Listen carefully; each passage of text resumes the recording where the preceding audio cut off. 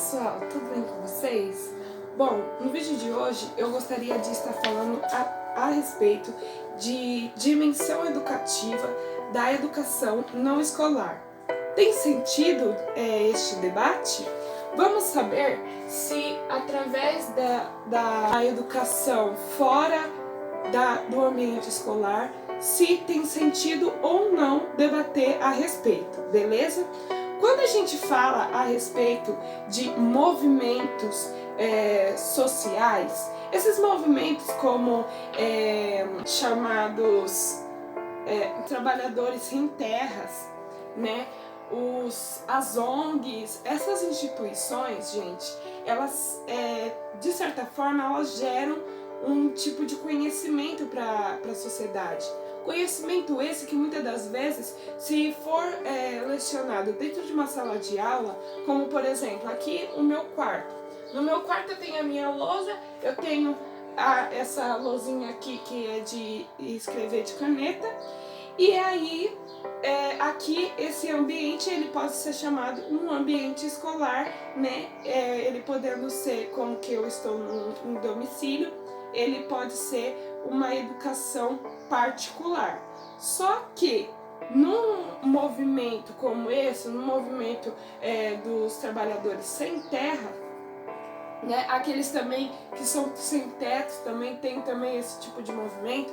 Esses movimentos que conscientizam as pessoas a moverem, né, um levantamento de doações, quantia podendo ser em dinheiro ou podendo ser também em questão da higiene pessoal. Será que isso ele pode ser debatido dentro da sala de aula? É esse o nosso estudo da aula de hoje, beleza? Então vamos lá. No que diz a respeito a movimentos MTS, Movimentos Trabalhadores Sem Terra, ou podemos colocar também aqui as ONGs, órgãos nacionais não governamentais, né? Organização não governamental. Isso tudo se trata de um movimento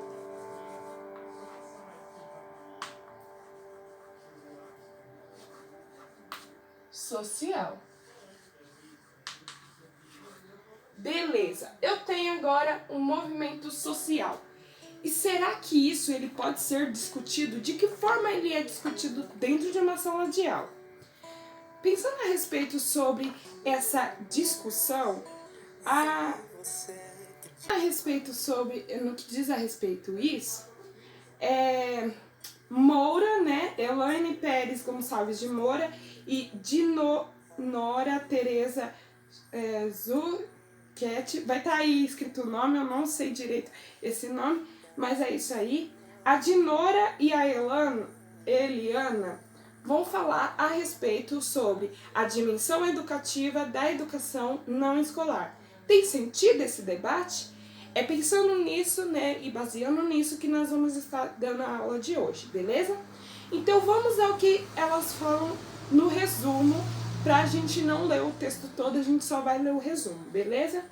Este artigo trata de uma dimensão teórica que aborda a discussão educativa de práticas da educação não escolar, especialmente aquelas desenvolvidas em programas e projetos socioeducativos, participando do conhecimento que tais práticas têm sua dimensão pedagógica e seus modos de saber fazer relativamente conhecidos, enviada esforços no sentido de teorizar sob o campo admitindo a priori a existência de uma dimensão específica educativa da educação não escolar, tomando como referência as postulações teóricas de Boavida e Amado, de 2006.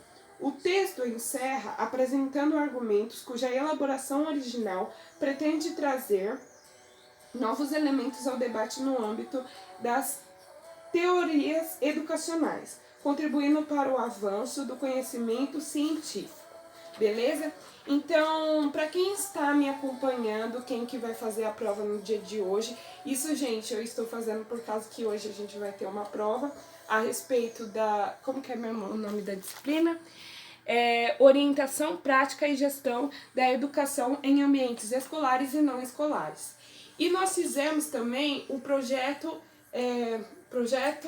e prática de ação pedagógica, né, o PPAP, em cima desses movimentos sociais não governamentais. Essas organizações, né, não governamentais, as ONGs. E, gente, pesquisar a respeito é muito interessante. A gente falou muito sobre o MTS, que é os movimentos dos trabalhadores sem terra, e também nós citamos outro tipo de... Eu acho que não, a gente só falou das ONGs e dos movimentos sem terra.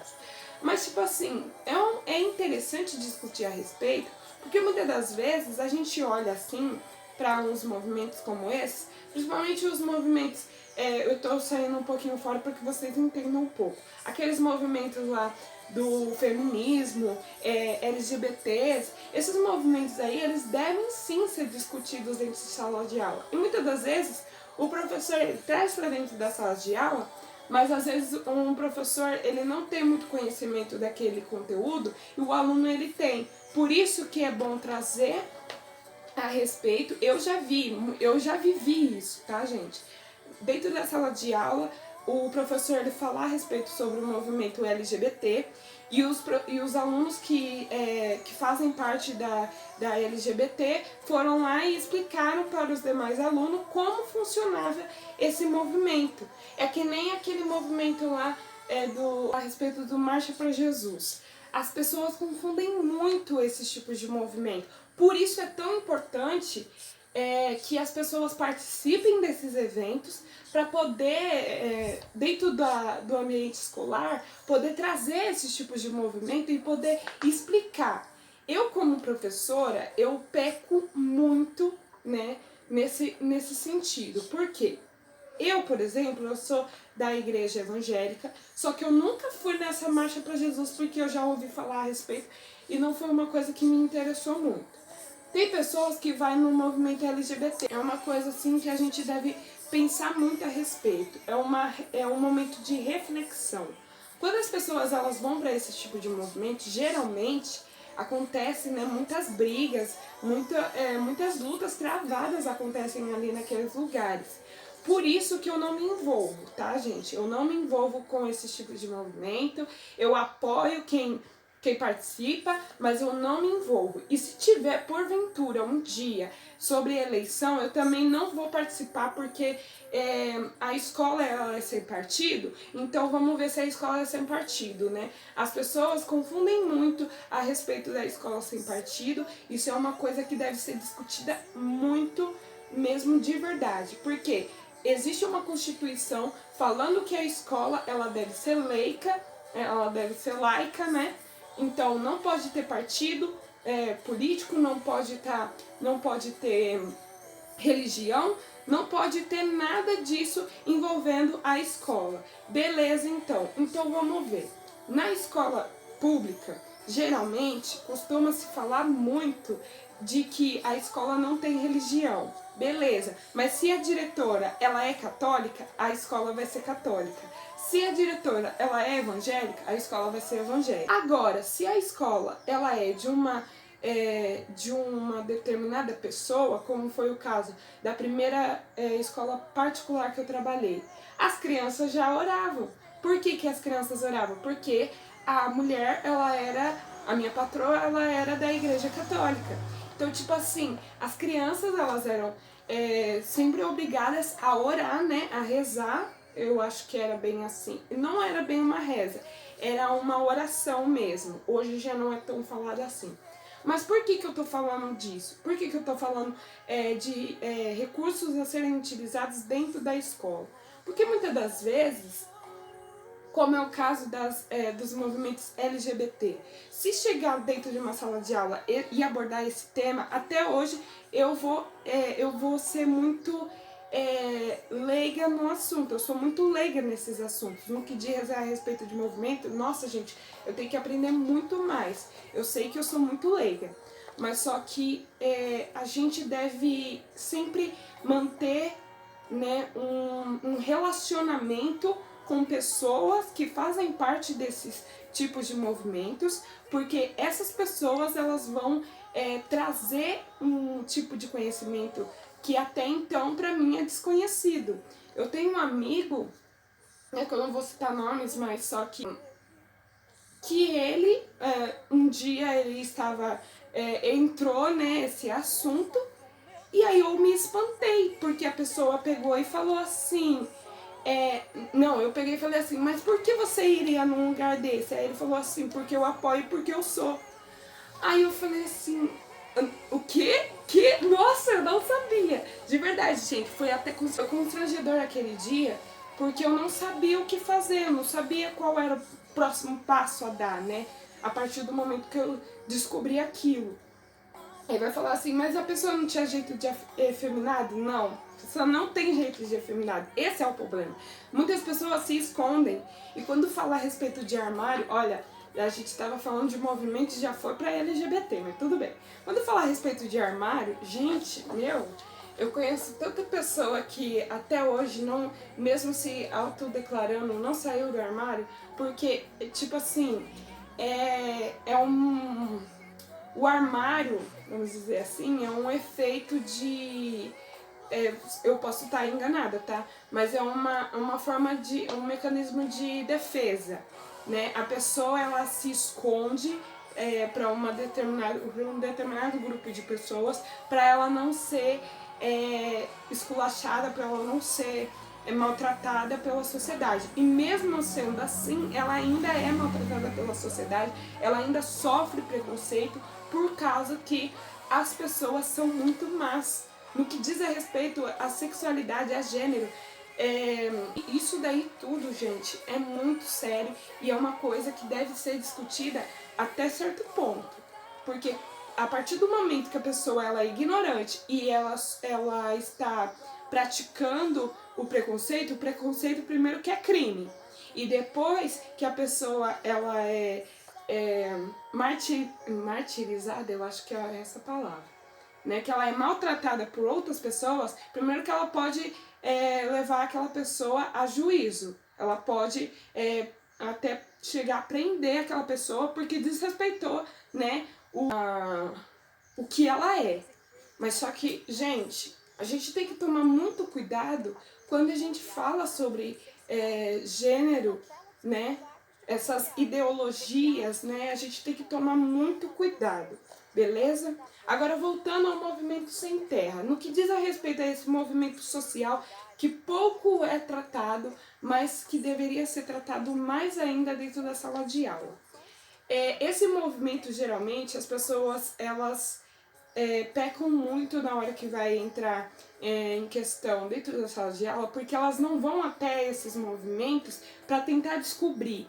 O ideal seria que, como por exemplo, foi o caso do ano de 2016, quando no meu ensino médio, a gente estava falando sobre a ditadura militar. E em história, a gente falava sobre a ditadura e em artes a gente retratava a ditadura através da arte, né? Então, tipo assim, foi uma coisa muito legal porque a gente teve a oportunidade de sair da nossa cidade, né? E ir até o centro de São Paulo, né? A capital de São Paulo, pra ir no Museu da Resistência. Gente, aquele dia foi o melhor dia pra mim. Porque foi o dia em que tá até mostrando aí as fotos do dia que eu fui pra lá, porque foi um dia muito especial pra mim, de verdade. Eu sempre tive um sonho de ir pro museu, olha que sonho pequeno, né? Mas eu tinha sonho de ir pro museu e eu nunca tive a oportunidade. Chegou o dia que a professora falou assim, nós vamos pro museu, vai custar R$50 pra cada um. Aí eu falei assim, mãe, parcela aí que eu vou porque eu preciso ir, eu preciso me inteirar mais a respeito disso. E ainda mais se tratando de Museu da Resistência, Museu da Arte Moderna, gente, foi a melhor coisa que eu fiz. E aí eu fui, né, fiquei lá, a gente chegou, era mais ou menos 9 horas e saímos às 6 ou 5 horas, não me lembro muito bem. Eu fui chegar na escola, era 7 horas da noite. Mas, gente, valeu muito a pena. Eu acordei cedo naquele dia, tava muito ansiosa, porque foi o melhor dia que eu estive ali indo. Eu acho que ter visitado uma faculdade anteriormente não foi tão emocionante quanto eu ter ido no Museu da Resistência, quanto eu ter ido no Museu da Arte Moderna. E aí eu conheci o MAP, né, que é o Museu da Arte Moderna, se não me engano. Não. O MAM. Eu conheci também um outro tipo de museu bem famoso do Ibirapuera, só que agora eu não vou lembrar o nome. Mas eu lembro que eu fui em 2 tipos de museu de artes e no Museu da Resistência. Gente, o Museu da Resistência, eu saí de lá com o coração assim na mão, porque eu falei, meu Deus do céu. Eles colocaram alguns áudios, né, sobre as pessoas que estavam ali presas, cativadas naquele lugar durante a ditadura. E a gente podia ver, assim, é claro que o museu ele foi restaurado, mas a gente podia ver, assim, nas paredes, tinha os risquinhos das pessoas que foram presas ali naquele lugar, que elas contavam um dia, né, porque elas sabiam o tempo que elas iam ficar lá. Talvez muitas delas até morreram ali naquele lugar. E a gente sentia, assim, uma presença, a presença das pessoas que morreram ali naquele lugar. E foi tão impactante pra mim. Gente, vale muito a pena. Se você tiver a oportunidade de ir no Museu da Resistência de São Paulo, eu não vou saber agora o nome da rua em nenhum lugar, mas é só pesquisar. Museu da Resistência no centro de São Paulo. É muito interessante e vale muito a pena você ir. Eu fui no museu também que se encontra lá no Ibirapuera, o Parque Ibirapuera. E foi muito importante pra mim, né, ter ido lá naquele lugar. Eu acho que é... Então, gente, e foi assim algo chocante pra mim, mas de grande valia, porque eu aprendi muito. E eu me lembro que até mesmo na faculdade a gente chegou a falar a respeito disso e eu entrei, né, com esse meu conhecimento a respeito do museu. E assim, quando a aula fica mais gostosa quando você consegue partilhar, né, com seus amigos. Quem é da minha sala sabe, teve um dia que eu fiz parar a aula, aquele dia foi muito emocionante, porque eu tive que parar a aula porque estava falando a respeito que criança ela tem que ficar quieta, né? Era um texto assim bem chocante mesmo. E aí eu falei assim, não, peraí, calma, vamos discutir a respeito. E aí foi 2 aulas, gente, 2 aulas falando só de um único texto e a gente nem conseguiu ler o texto, mas foi um texto assim que eu iniciei, né, a discussão e a turma toda abraçou a causa e começou a falar a respeito. Então, tipo assim, foi um momento muito agradável e é esses momentos que a gente tem que ter. Muitas das vezes nós como professores, eu falo que eu sou professora porque eu já atuei na área, né, e eu continuo sendo professora de qualquer forma. Mas, tipo assim, é muito interessante você discutir a respeito sobre esses movimentos. É claro que a citação que eu falei agora da minha sala de aula foi um momento que nós tivemos só de debate de um texto. Sabe esse texto aqui que eu peguei para vocês? Então, esse texto aqui, ele não foi tão discutido como ele deveria ser, né? Mas só que ele foi um texto que nós pudemos entender como se dá esses movimentos e de que forma esse debate pode acontecer dentro da sala de aula. E para esse vídeo não ficar muito longo, que ele já está ficando, eu gostaria só de ler a conclusão, né, que as autoras desse livro elas trouxeram, para não ficar só nas minhas palavras, tá, gente? Deixa eu ver onde que tá a conclusão aqui. Eu acho que é esse. Na página 154, ainda do mesmo texto que eu acabei de ler para vocês, fala a respeito a dimensão educativa, do socioeducativo, os interísticos entre o afeto e o corpo. Retomando nossa concepção de projetos socioeducativos já apresentada anteriormente, convém ressaltar que alinhamos com Brandão, 2012, naquilo que o autor concebe como socioeducativo, para o referido autor, tratando-se de modalidades de práticas que se caracterizam como um corpo de desigualdade na infância e adolescência populares. Referência realizada em ação à dimensão socioeducativa. O programa Mais Educação em que em nada confunde-se, aí vem a citação de Brandão, né, 2012, confunde-se como uma pedagogização da vida ou uma espécie de expansão impositiva da cultura escolar a outros redutores do conhecimento. Antes contrário, trata-se de primeiro lugar, libertar a própria educação de seu pedagogismo, utilizando que ele assim aprisiona a cada dia mais a própria escola entre os movimentos de ensino, centralizando em uma progressiva, árdida funcionalidade. Aí, vem as autoras, né, do texto falando. Novamente, fazendo um paralelo aos estudos de Boa Vida e Amado, 2006, queremos ressaltar que durante como elemento-chave para a discussão específica, educacional e socioeducativo, entendemos que o durante constitui uma dimensão complexa, posto que se oferece com virtualidade para aquilo que se pode ocorrer num encontro do inédito da vida. Quando aqui ele fala que constitui uma dimensão de complexibilidade, no que diz a respeito desses movimentos sociais e dizer que eles são uma educação não escolar, significa que muitas das vezes, uma vez que ele é posto dentro da sala de aula em discussão, a gente não vai conseguir explanar muito desse conhecimento se a gente não viver isso, né, indo até esse movimento e buscar mais a respeito. Se o professor ele só traz como é o movimento, se ele só traz vídeo, se ele só traz... Então vai ser um outro tipo de conhecimento. Por isso há essa complexibilidade, beleza? Trata-se de uma dimensão marcada pela perspectiva de uma estética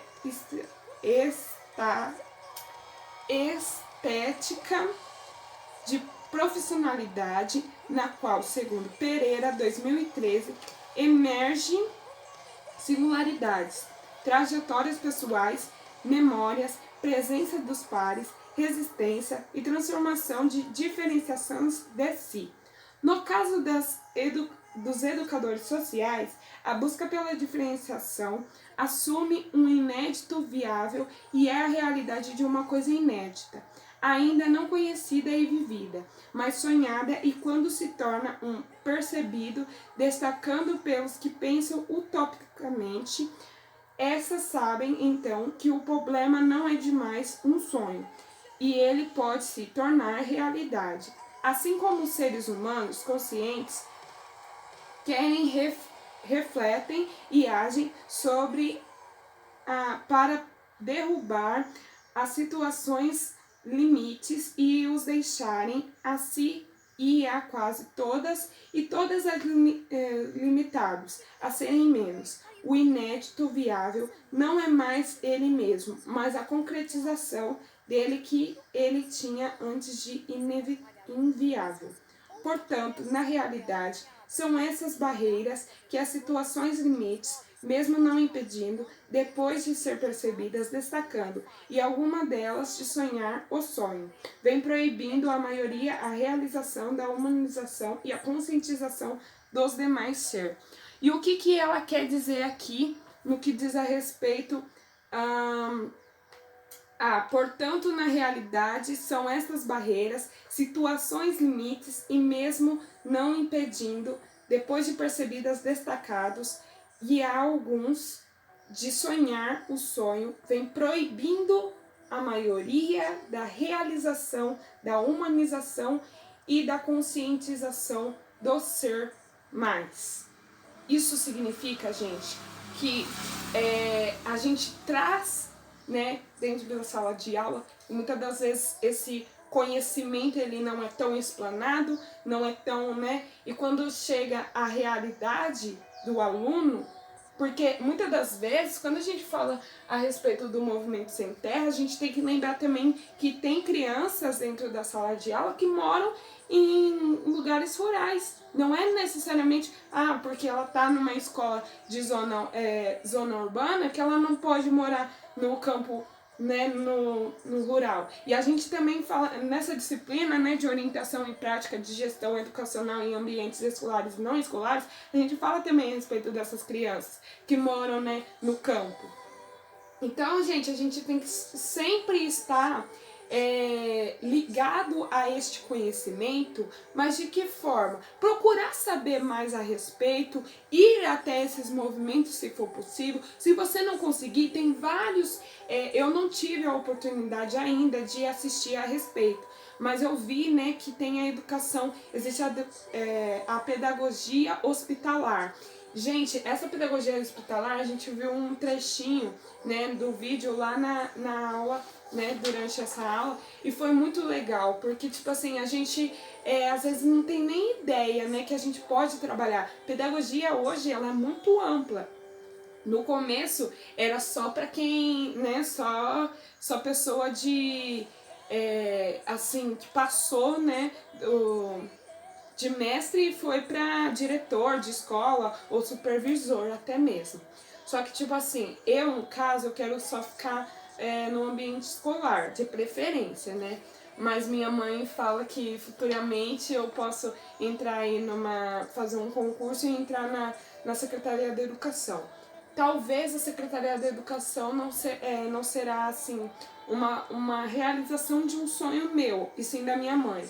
Mas se eu tiver a oportunidade, sim, eu poderia ir, sim, trabalhar como supervisora de escolas, porque eu também comecei a me afeiçoar a esse tipo de pessoas, né, ao supervisor, ao coordenador pedagógico, porque de certa forma, é claro que não tem nenhum coordenador, até hoje eu não conheci nenhum coordenador que não tenha pedagogia, mas tudo bem. Tendo especialização em alguma disciplina, ele pode, né? Eu conheço um professor que eu não sei qual é bem a formação dele, mas se eu não me engano, ele é professor de ciências e biologia. Ele deve ter alguma especialização assim, para que ele é o coordenador de uma escola de ensino integral. Não é ensino integral, é regular, mas ele já foi de ensino integral. Então, tipo assim, vai muito além, pedagogia vai muito além do que uma simples conversa, do que uma simples professora, né? Que às vezes a gente olha assim para o sonho de uma menina, como a menina Gabriela aqui que vos fala, olhava assim e falava assim: o que você quer ser? Professora. Ah, professora? Legal.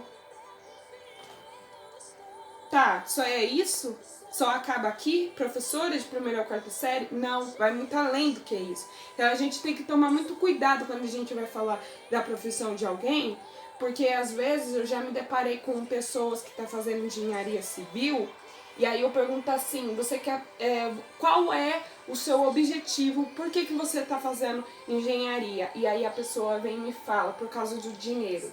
Não, gente, não pense assim. Não vai fazer um curso pensando apenas no dinheiro. Se eu fosse pensar só no dinheiro em pedagogia, eu não estaria fazendo pedagogia para começo de conversa, né? A gente sabe que professor ele não recebe conforme ele deveria receber. Mas isso daí são coisas que, né, é importante. Talvez o dinheiro, eu acho que não é tão importante assim. Eu não falo como uma pessoa rica, né? Que eu não sou rica. Eu sou ali na classe média baixa, né? Tá quase lá por baixo. Mas eu tenho um custo de vida que com uma lecionando só em um período, eu me dou bem, né? Eu não passo fome também. Você não vai ver um professor passando fome. Então, e o que eu quero dizer, né, para fechar esse vídeo que já ficou muito longo. Gente, tome muito cuidado, e esse vídeo ele vai ter duas partes, porque a gente também tem que regular aqui o negócio.